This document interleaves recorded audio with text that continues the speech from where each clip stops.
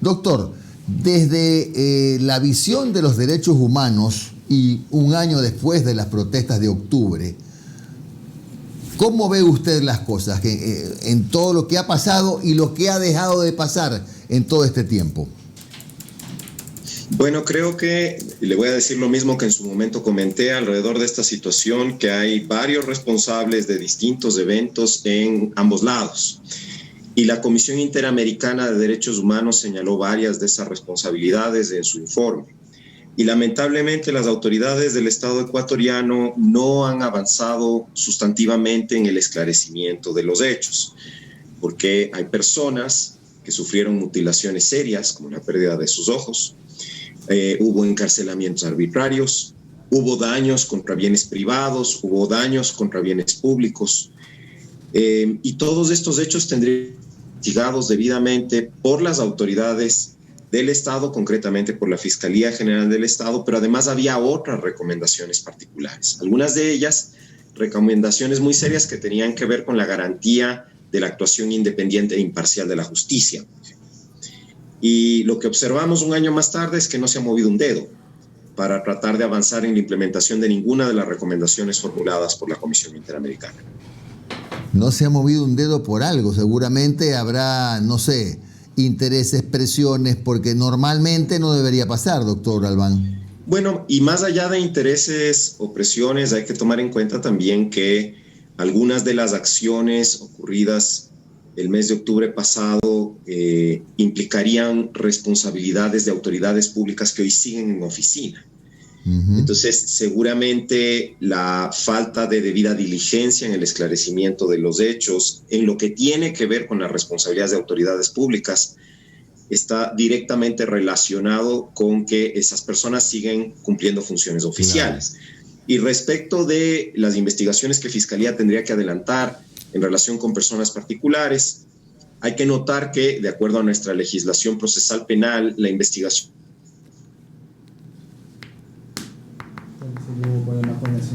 A ver, tenemos un problemita con la señal, vamos a retomarla enseguida. Vamos a retomarla, se cayó la señal de internet. Problema del Ecuador, problema del Ecuador, la conexión. Si vieran ustedes lo que pasa, los diálogos generalmente en las clases virtuales, se cayó la señal. Se cayó la señal. Se cayó la señal. Esas son cosas que pasan y hay que entenderlas y soportarlas. 9:37. Ya vamos a retomar la señal con el doctor Albán, con el que estábamos conversando sobre el tema de las protestas de octubre de 2019. Y por ejemplo, esta semana fue, ¿no? Lo que detuvieron al ex asambleísta Virgilio Hernández. Por error. Por esa boleta que tenía de octubre del año pasado. Sí, así que, por favor, y él estaba pidiendo explicaciones, el por qué era llevado a Fiscalía. A ver, doctor Albán, si se había cortado la señal, continúe, por favor.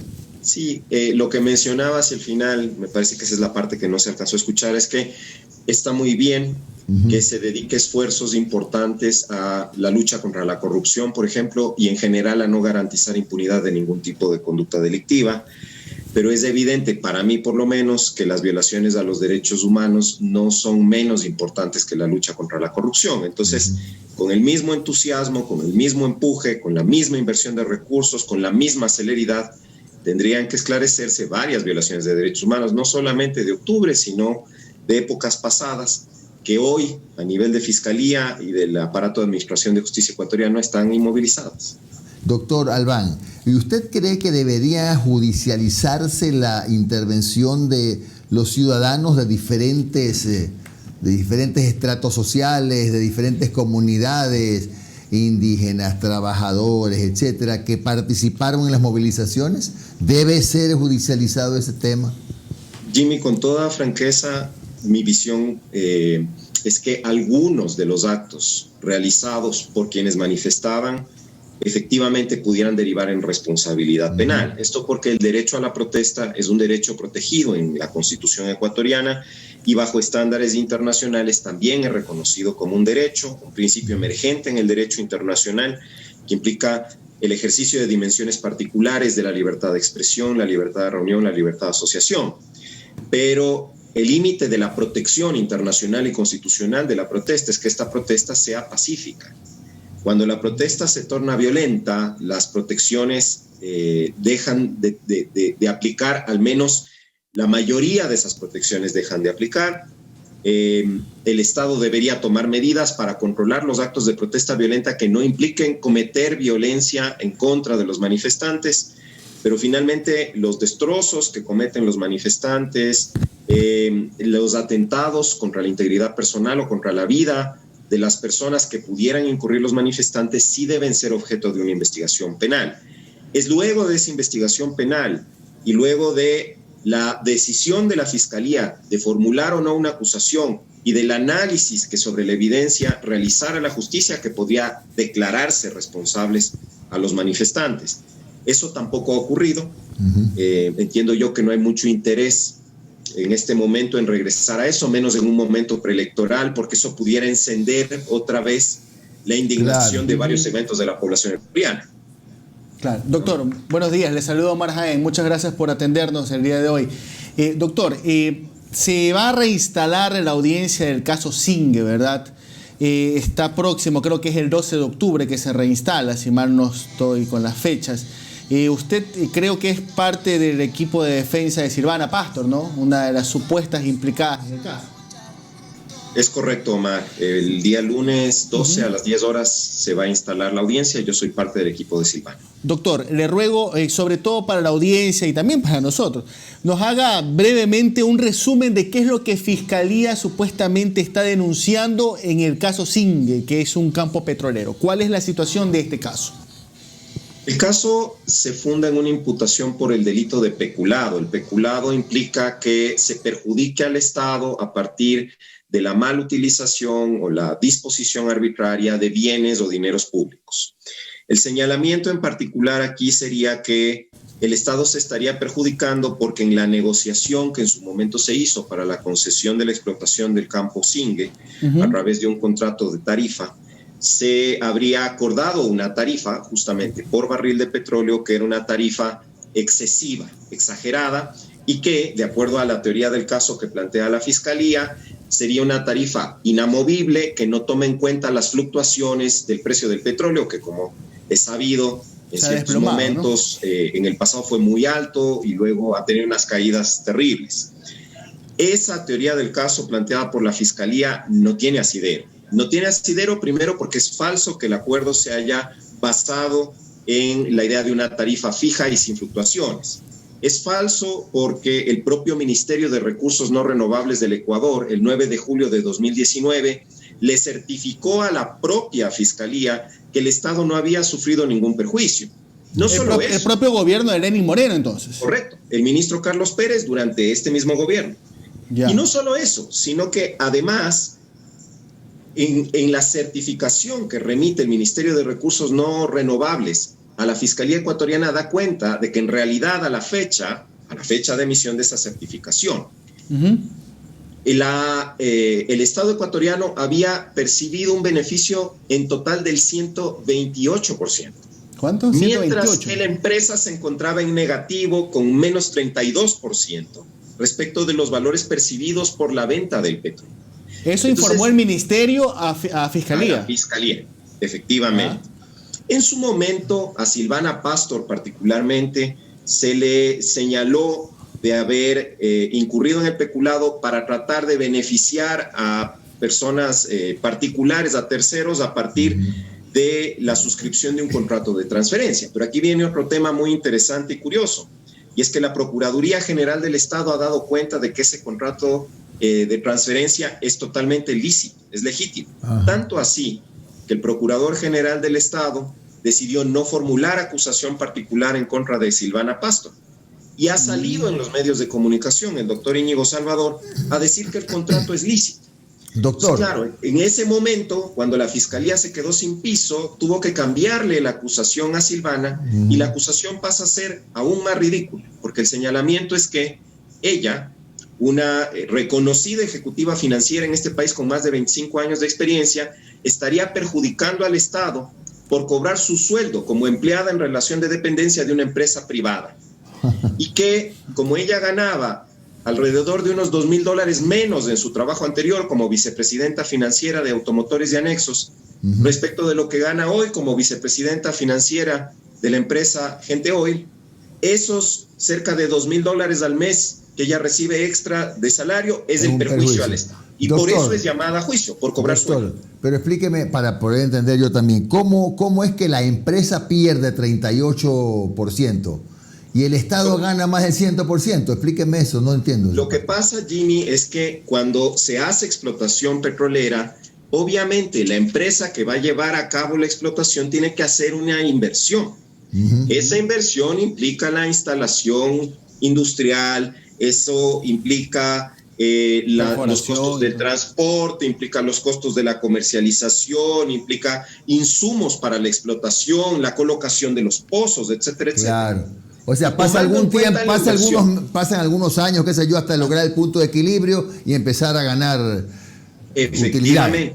Efectivamente. Y a la fecha, porque lo que se alega es que el juicio ya ocurrió, ¿no es cierto? Ya. Y a la fecha, en realidad, primero, el propio gobierno de Moreno dice no hay perjuicio. Pero segundo, certifica que en total el Estado ha percibido, para el momento de esa certificación, $133 millones, mientras que la empresa, por las inversiones que tuvo que hacer, tiene un saldo en negativo de $33.335.000. Doctor, ¿y Contraloría ha emitido algún tipo de informe, ha hecho algún tipo de declaración con respecto a esto? Esto es muy interesante porque el caso se origina justamente en un informe con indicios de responsabilidad que elabora la Contraloría a partir de lo que les había planteado en un primer momento, que es que se considera que la tarifa por la que se negoció la concesión del campo es una tarifa perjudicial para el Estado. La estimación del perjuicio que hace la Contraloría en su informe con indicios de responsabilidad penal es de alrededor de $6 millones, y esto por el valor de la tarifa. Es muy interesante que en esa misma 10ª ronda petrolera se licitaron otros 2 campos, Ocaño Peña Blanca y Heno Ron. En esos 2 campos, de hecho, la tarifa acordada entre el Estado y los consorcios que tienen la concesión de explotación es más alta que del campo Singue. Pero en esos otros 2 casos, en que se siguió exactamente el mismo criterio, el mismo proceso licitatorio, en la misma ronda petrolera, con tarifas más elevadas, en esos 2 no hay informe de indicios de responsabilidad. Doctor, como para ir ya aterrizando un poco la sí. Dígame. La Contraloría, comente nomás, doctor, dígame. La Contraloría detecta este supuesto perjuicio de $6 millones, pero luego la Fiscalía afirma que son $28 millones de perjuicio a partir de un peritaje financiero que hace una persona que no tiene título en finanzas. Y esta es una cuestión también muy curiosa. Cómo proyecta a futuro cuánto petróleo se va a sacar y cuánto va a costar el petróleo a partir de progresiones financieras, sin ser más que una contadora pública autorizada. Y la señora concluye que el perjuicio total es de $28 millones. Perfecto. Doctor, indistintamente usted forma parte de la defensa de Silvana Pastor, pero a ver, ¿usted considera que en general, en el caso Singue, no ha habido perjuicio para el Estado, o usted nomás considera que la situación de Silvana Pastor es la que tiene que ser excluida del proceso?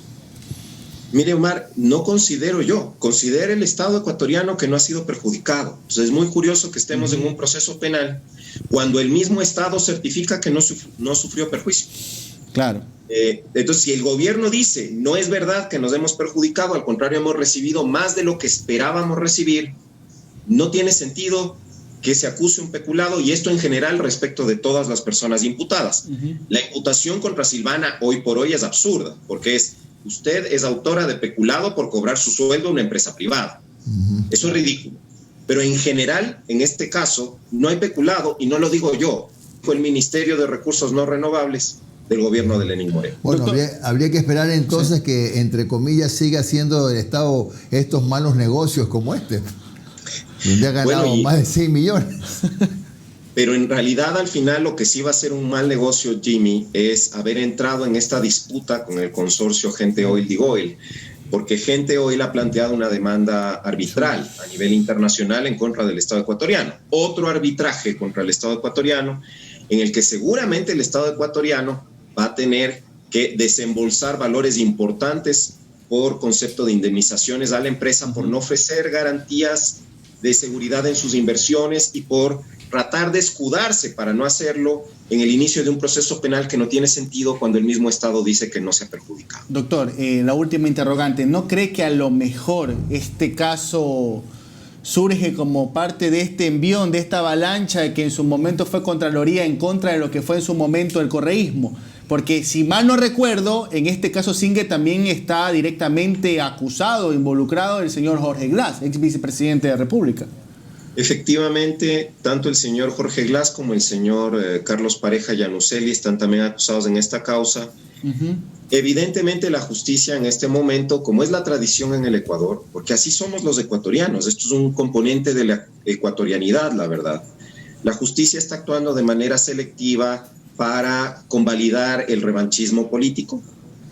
Y lamentablemente en este caso está claro que la intención sería tratar de emitir rápido una nueva sentencia, seguramente en contra del señor Glass, a los efectos de que el anunciado pedido de salida por beneficios carcelarios que pudiera lograr el señor Glass no se concrete. Entonces, claro, la justicia deja de ser objetiva porque la justicia se convierte en un instrumento de la revancha política y deja de operar con equilibrio, con imparcialidad. Y creo que eso es lo que en este caso también estamos viendo. Sin embargo, el juicio no se ha llevado a cabo. Yo creo que debemos invitarles a las autoridades de justicia que van a presidir este caso a realmente escuchar a las partes y no prejuiciarse, a actuar de manera objetiva, a no permitir presiones ni externas ni internas y tomar la decisión por sí mismos. Y se afectan a terceros, por ejemplo, en este caso, Silvana Pastor. Correcto, así es. Hay personas que quedan atrapadas en medio del vendaval político y que sufren las consecuencias. En este caso, la potencial pena aplicable sería de hasta 13 años de prisión. Y en el caso de Silvana es por cobrar su sueldo como empleada privada de una empresa privada. Insólito. Bueno, gracias al doctor Juan Pablo Albán por su explicación hoy aquí en Un Café con JJ. Que tenga usted un buen día, doctor.